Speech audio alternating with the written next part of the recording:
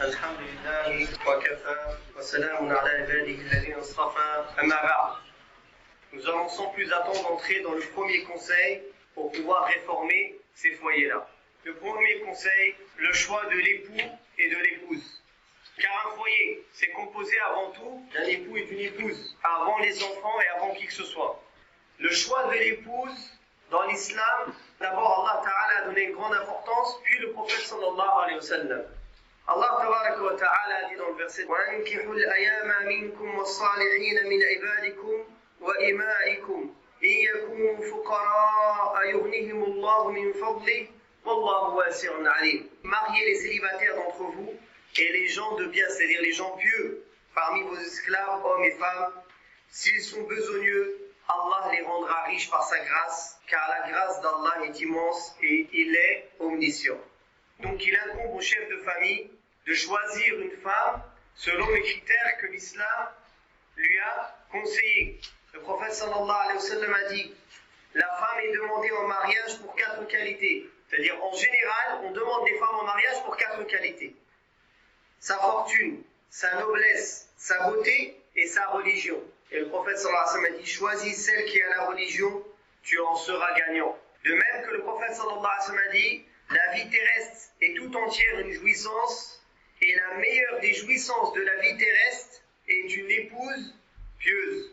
De même, le prophète sallallahu alayhi wa sallam a dit, dans ce hadith rapporté par Ahmed et Tirmidhi, qui est un hadith sahih, que chacun de vous adopte un cœur reconnaissant, une langue évocatrice et une épouse pieuse qui l'aide dans les affaires de l'au-delà. Dans une autre version, le prophète sallallahu alayhi wa sallam a dit: et une épouse pieuse qui t'aide dans tes affaires de ce bas monde et de ta religion est meilleure que des trésors que les gens amassent. De même, le prophète sallallahu alayhi wa sallam nous a enjoint à se marier et a dit, dans le hadith sahih rapporté par Ahmed: épousez la femme affectueuse et féconde, car le jour de la résurrection, votre grand nombre me sera une source de fierté devant les prophètes. C'est-à-dire, le prophète sallallahu alayhi wa sallam va se vanter de notre nombre. D'ailleurs, il a dit, le hadith au sahih: épousez les femmes vierges, car elles ont les matrices les plus fertiles, les paroles les plus douces, et se contentent de peu de choses, et elles sont les moins fourbes, c'est-à-dire celles qui trompent le moins, bi'idhnillahi tabaraka wa ta'ala. De même que la femme pieuse, elle fait partie du bonheur de ce bas monde. Car le prophète sallallahu alayhi wa sallam a dit dans ce hadith rapporté par Ibn Hibban, et qui est un hadith sahih, qui est dans Silsila Sahiha, fait partie du bonheur. La femme pieuse, qui te plaît lorsque tu la regardes, et lorsque tu t'absentes, tu lui fais confiance concernant sa personne et tes biens. Et fait partie du malheur, la femme qui te déplaît lorsque tu la regardes, qui dirige ses critiques contre toi, et qui, lorsque tu t'absentes, tu ne lui fais pas confiance concernant ta personne et tes biens. Donc là, depuis tout à l'heure, on a parlé du choix de la femme. De même, l'islam a enjoint l'awliya, les tuteurs des femmes et les femmes, à bien choisir leur mari. Et le prophète sallallahu alayhi wa sallam a dit: si se présente à vous celui dont vous acceptez son comportement et sa religion, mariez-le. Sinon, cela engendrera trouble et vaste corruption sur terre, comme a dit le prophète sallallahu alayhi wa sallam dans le hadith rapporté par Ibn Majah. Ad-din, c'est une croyance, c'est une pratique, c'est des politesses, c'est un comportement. Ce n'est pas juste porter la barbe et un qamis ou bien mettre un djilbab. Idhan, ikhwat al-iman wa khawati, barakallahu fikum. Le choix de la femme, c'est une chose essentielle en islam. Il ne faut pas se presser dans le choix de la femme.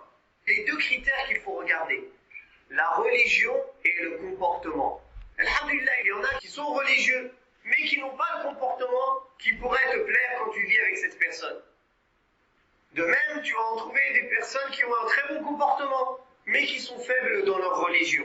Les meilleurs, comme le prophète sallallahu alayhi wa sallam a dit, qui est mieux que tout ce que les gens amassent dans ce bas monde comme trésor, c'est une femme pieuse. De même pour une femme, la meilleure chose qu'elle puisse avoir, c'est un homme pieux.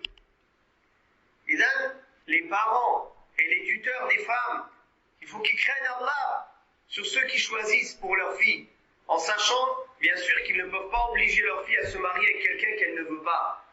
De même que la fille ne peut pas se marier sans l'autorisation de son tuteur. Et là, il faut bien choisir celui qui a dit l'islam dans sa vie et le khuluq, le bon comportement. Aujourd'hui, on croirait qu'on est à l'époque anti-islamique, où les gens d'une tribu ne mariaient pas avec l'autre tribu. D'où on a sorti ça, Bilal al-Habashi, qui à l'époque était un esclave affranchi, c'est-à-dire dans la société, si on ne regarde pas l'islam, il ne valait rien. Mais avec l'islam, il était plus haut que tous. Il s'est marié avec qui? Avec la sœur d'Abdurrahman ibn Auf. Avec une femme de Quraysh, la tribu la plus noble des Arabes. Est-ce que ça a posé un problème? Au contraire, les Sahaba, ils étaient honorés de marier leur fille, leur sœur à Bilal, dont le prophète sallallahu alayhi wa sallam a dit: j'ai entendu ses pas devant moi au paradis. Et là, le premier conseil, c'est le choix de l'époux et de l'épouse.